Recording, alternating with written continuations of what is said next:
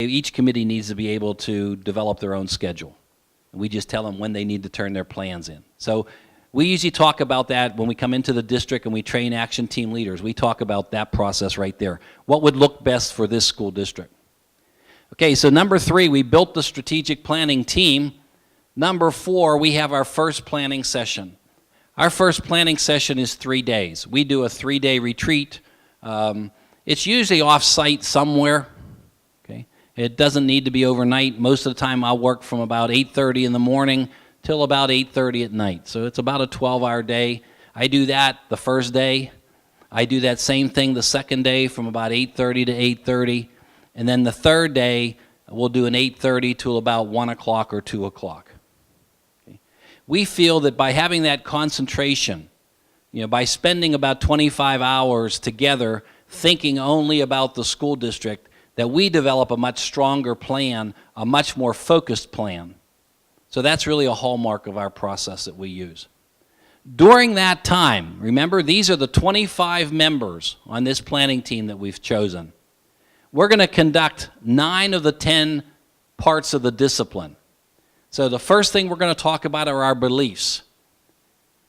I know you have core values listed. We write our beliefs in statements, strong, short statements. Okay?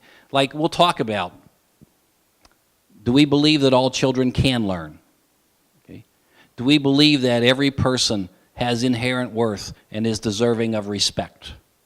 Okay? We'll go through all the different ones with you, and you develop them. Okay? We develop these from scratch everywhere we go. Most districts have somewhere 8 to 12 that they can come up with. It really depends on how uniform your community is. What is a community? A community is a place where we see ourselves reflected back. Okay? We are part of a community because we like the values that are here. There is something that attracts us to St. Joe. What we want to do during that 3-day, and it's the first part of that 3-day session, we try to uncover those beliefs. What is it that draws you to St. Joe? What is it that makes you want your kids to go here? Okay? And that's what we work on. So we identify what makes you a community. Those are our beliefs. The second thing we talk about is a mission. Okay? And I read your mission. That's the one about educating every child for success. Okay? Our process takes a mission a little bit longer than that. We feel a mission has 3 parts to it. A mission has a purpose. So what is the purpose of the district? And you have a good one. Okay? We talk about second, what is our uniqueness? What is different about St. Joe than the district right next door? Why can't the district next door use your mission statement? I was in Pennsylvania when this started. It was like 1987, 88. I was called to the Department of Ed. I was a superintendent at the time, and I submitted a strategic plan to the state of Pennsylvania when they required a long-range plan. And they said, well, this doesn't work. Okay, this isn't what we want. We want that extrapolation. We want you to tell us, here's where you've been, here's where you're going to be, these are your numbers, what are you going to do about it? And I said, but look, here's what we did. And with the state requirement at that time, I was allowed as superintendent to sit in my office and write that plan. I didn't have to talk to another individual. Okay. And here we had gone through this participatory process. We used hundreds of people.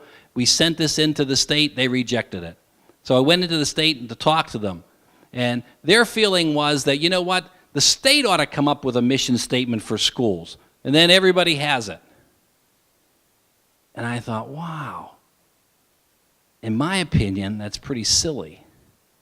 Because is my district like the district next to me? Do the people in my community have the same values and hold the things dear as the district next door? I mean, probably in your own community, districts are very different. Sometimes people think different. I mean, economics are different, which means different things. Okay, has different influences. So we work with you to develop a mission statement that has 3 parts. First, it has your district purpose. Second, it has the uniqueness of your school district. And third, it talks about what are the means of getting it done. What are the things we're going to focus on to accomplish that mission, like a highly effective staff, okay, like a quality instructional program. Maybe we're going to use best practices for instructional strategies. I mean, what are those things that we're going to be looking at? Okay, so we talk about that. Third part, we jump usually to an internal analysis. Internal analysis talks about strengths and weaknesses, so we go through that. People come up with those pretty quickly. They have their list ready to go, when we talk about strengths and weaknesses. Everybody knows that about the district. Then we go into an external analysis, and we look at what's happening in your community demographically. What's happening here politically? What's happening here socially? What are some of the social issues that are going on?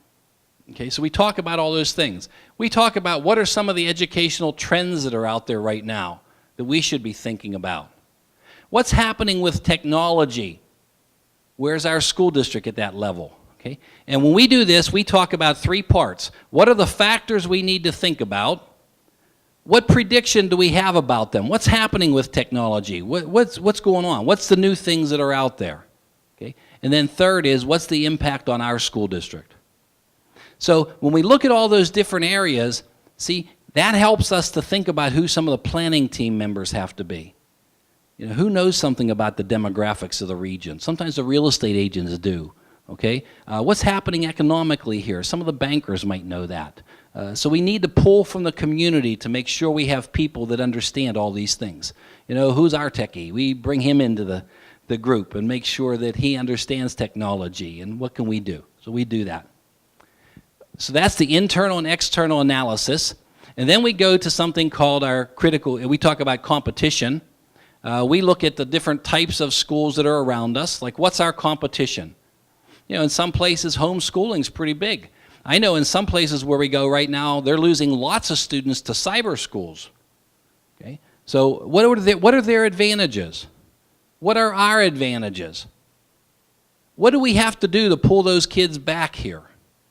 So we talk about that for every type of school that there are. Other public schools, some of the private and parochial schools in the region, we talk about those things. Number 7, we talk about critical issues. This is, what is our greatest threat? What is our greatest opportunity? And what is our vision for this school district? Okay. I forget the phrase. Remind me a phrase of your vision. What is it again? Yeah, what is your vision of the future? There was a statement that you had in there.